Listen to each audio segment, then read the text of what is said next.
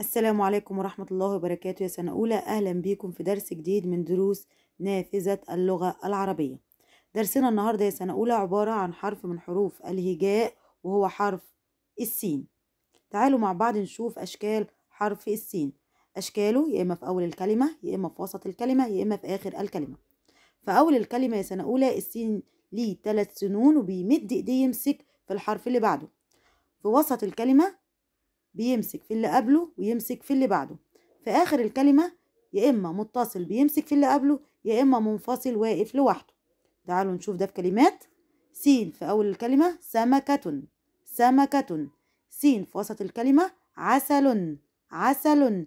سين في آخر الكلمة متصلة زي شمس أو منفصلة زي رأس. تعالوا مع بعض نحل سؤال. صل شكل الحرف بالكلمة المناسبة. مديني يا سنة أولى أشكال حرف السين ومديني كلمات عايزنا نوصل الشكل بالكلمة المناسبة. أول سين عندي سين في أول الكلمة هنوصلها بكلمة إيه؟ كلمة سلم. برافو عليكم. السين التانية في وسط الكلمة نوصلها بكلمة جسم. برافو. السين التالتة سين في آخر الكلمة متصلة هنوصلها بكلمة شمس. برافو. آخر سين عندي سين في آخر الكلمة منفصلة هنوصلها بكلمة رأس. تعالوا مع بعض نشوف أصوات حرف السين بالحركات القصيرة.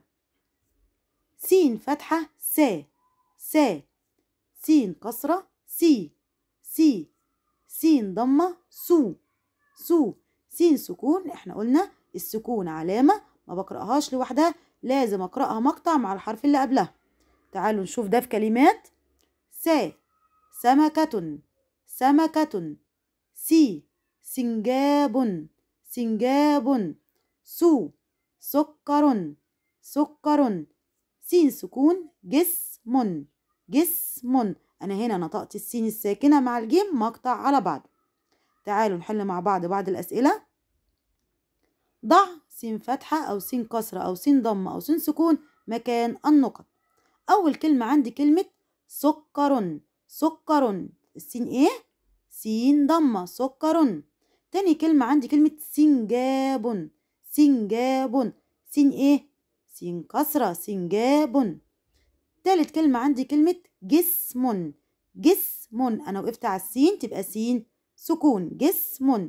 آخر كلمة عندي كلمة سمكة سمكة يبقى سين فتحة سمكة. السؤال اللي بعد كده. اكتب صوت حرف السين.